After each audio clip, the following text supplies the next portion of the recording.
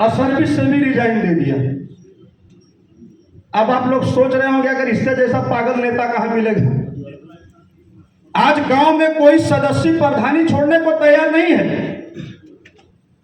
लेकिन मैंने इतना बड़ा त्याग केवल इस सवाल को लेकर किया कि देश को आजाद हुए 76 साल हो गए। आजादी के 76 साल बाद भी हमारे समाज के जो हमारी बहनें हैं, नौजवान साथी हैं, जो पढ़ लिख कर बेरोजगार घूम रहे हैं, उनको रोजगार नहीं उपलब्ध हो पा रहा है। उनको मास्टर बाबू, डॉक्टर, चपरासी, लेखपाल, सिपाही, दरोगा नहीं बनाया जा रहा है। हमारे समाज में जो आए दिन जाति जुल्म, अत्याचार, उत्पीड़न, लूट, हत्या, बलात्कार जो हो रहा है, इस सवाल को लेकर जब मैं भाजपा सरकार से लड़ता था तब भाजपा का नेता कहते थे कि भाई देखो सरकार में आ गए हो, रुपया पैसा कमाओ, लेकिन हिस्सेदारी की बात मत करो। जब कहीं उत्पीड़न होता था, कहीं हत्या होती थी, डीएम को, एसएसपी को फोन करता था तो डीएम कहता था साहब 1 घंटे में बता रहे हैं, तुरंत वहां उपचार हो रहा है, लेकिन दोबारा पलट के डीएम का फोन नहीं आता था। तो मुझे ऐसा लगा कि जब मैं अपनी समाज को कोई ताकत नहीं दे सकता हूं तो ऐसी सरकार में मेरे रहने का कोई मतलब नहीं है। हमने उस सरकार से इस्तीफा दे दिया। और उत्तर प्रदेश ही नहीं, भारत के 12 राज्यों में घूम घूम कर भागीदारी पार्टी के लाखों की संख्या में कार्यकर्ता खड़ा किया हूं।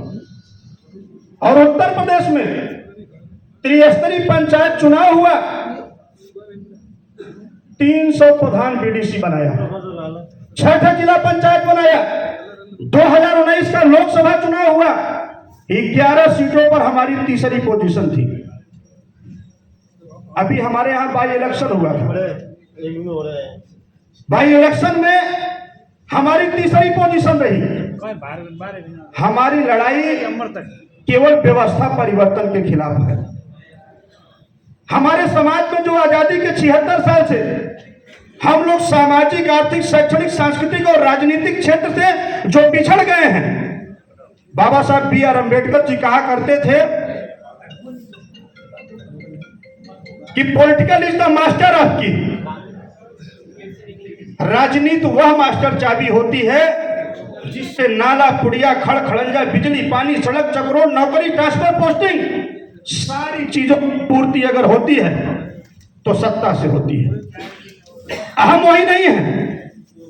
हमने ये दृढ़ संकल्प लिया है कि जब तक समाज की भागीदारी सत्ता में नहीं दिला दूंगा तब तक चैन से बैठूंगा नहीं।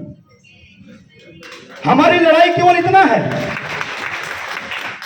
कि जो आए दिन हम लोगों पर जाति जुल्म, अत्याचार, उत्पीड़न हो रहा है, इससे निजात कैसे मिले।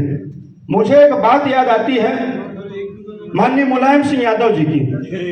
आप लोगों ने भी सुना होगा, जब माननीय मुलायम सिंह यादव जी बंबई में पहली बार आए तो उन्होंने अपने स्वजातीय समाज का एक कार्यक्रम आयोजित किया था।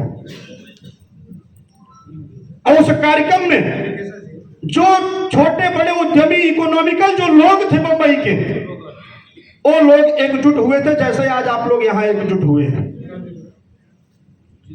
माननीय मुलायम सिंह यादव जी ने केवल एक बात कहा सुभाष चंद्र बोस जी की कि तुम मुझे खून दो, हम तुम्हें आजादी देंगे।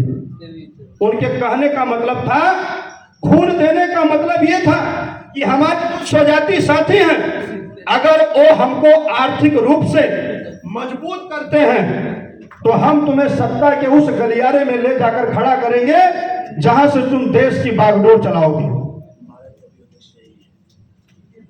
महाराज जी का भी उद्देश्य वही है, जहां से तुम बागडोर के इस देश को चलाओगे। अब माननीय मुलायम सिंह यादव जी ने वो चीज करके दिखाया। माननीय मुलायम सिंह जी ने वो चीज करके दिखाया। हम लोग 76 साल से दूसरों को वोट देते चले आ रहे हैं।